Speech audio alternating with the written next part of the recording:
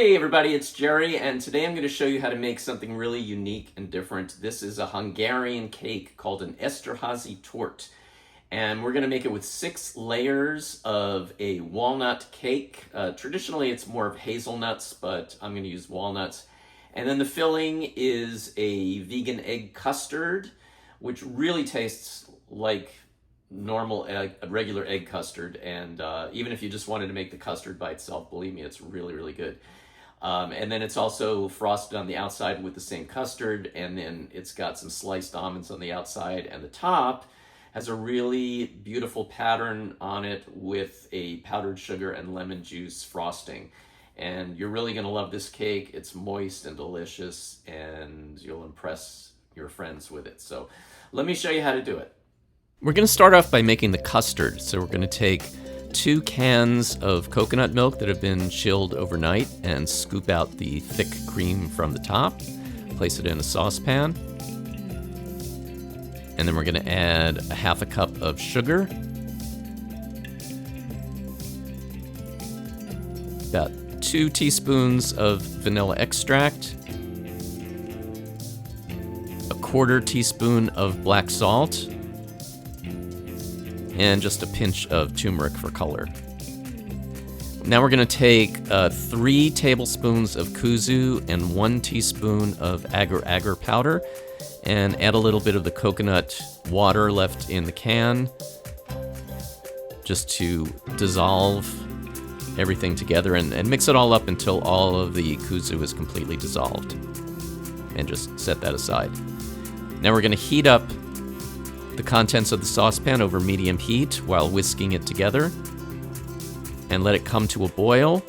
Once it starts boiling, we're going to add in the kudzu mixture and whisk that in and lower the heat to low heat and just continue whisking it until it thickens.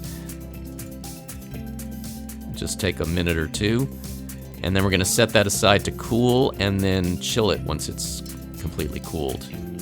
Now we're going to make the cake part of it. So we're going to take a 1/4 cup of psyllium husk, that's whole husk, and we're going to add 1 cup of water. Mix that together and let that sit for a minute to thicken. Then we're going to add 1 cup of sugar and a 1/4 teaspoon of xanthan gum. And just mix that together with a hand mixer just for a minute until it all comes together and it's nice and thick. Now we're going to take 1 cup of walnuts, place it in a food processor, and we're just going to grind the walnuts until they're all completely ground up.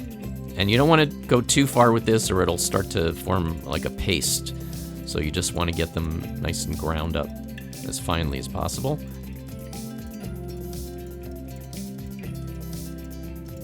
And then place that in a mixing bowl. And we're going to add 1 cup of almond flour and a half a cup of tapioca flour, as well as 1 tablespoon of baking powder. And mix that all together, and we just want to mix it until we get not only mixed together, but get rid of all the lumps. So you can also use your hands to try to get rid of those lumps in there. If you use a different kind of nut, you won't have as much of an issue. And then I tried to sift it as well as I could. You're not going to be able to get the whole thing through a sifter, but it'll help get rid of any large chunks of walnut, if there are any. And just mix that all together until it's all well combined.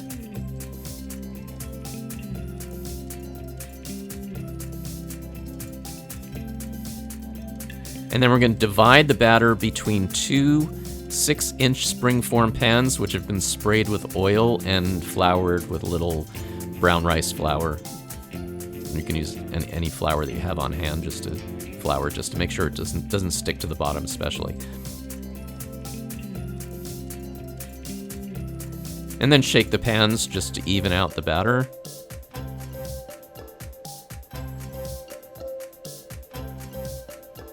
And we're going to bake them at 350 degrees for about 55 minutes or until a toothpick comes out clean. Now you'll notice that you'll have the edges are going to be a little bit higher than the center. We just want to slice off those edges to make sure that it's nice and flat. And you can use them for snacks or something later.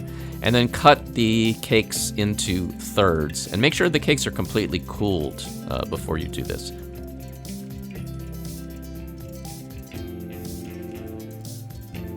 And you want to do the same process with both of these cakes. So we're going to have 6 layers total. And now take the custard, which has been chilled, and take the hand mixer again and just mix it until it's nice and smooth and creamy.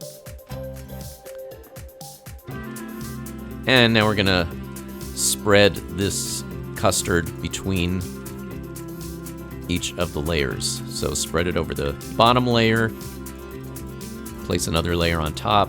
Make sure that you maintain the cake to be nice and flat and level across the top as you're doing this.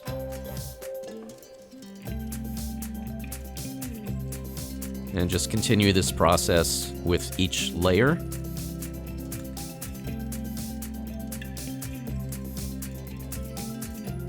And you want to leave a little bit of custard left over for the sides.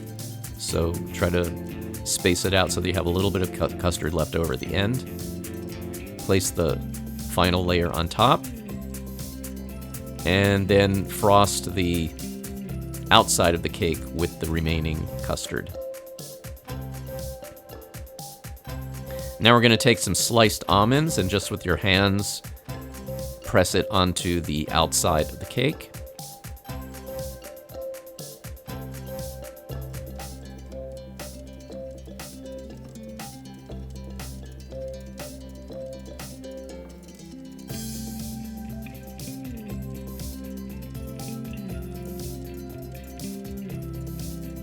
And now for the top frosting, we're going to take a half a cup of powdered sugar and the juice of a half a lemon.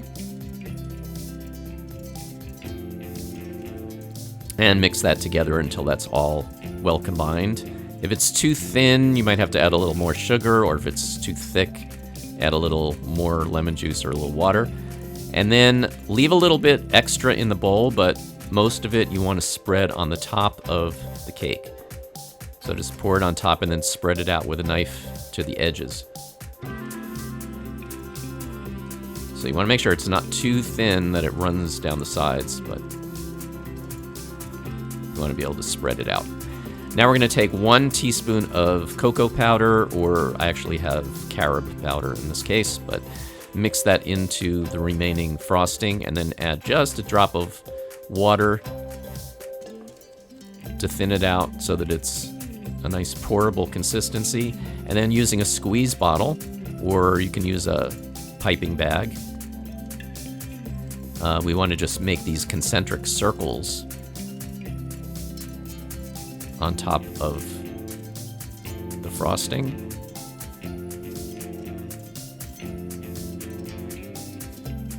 And then take a toothpick and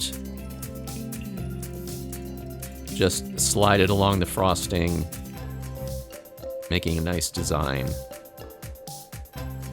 You can go either way with this. You can go from the outside in or the inside out, whatever you prefer. And I'm making 8 sort of slices this way. And then you can put it back in the refrigerator to set everything, and it's ready to serve. Thanks everybody for watching. Please tune in next time for some more recipes. Remember to like and subscribe, and I'll see you next time.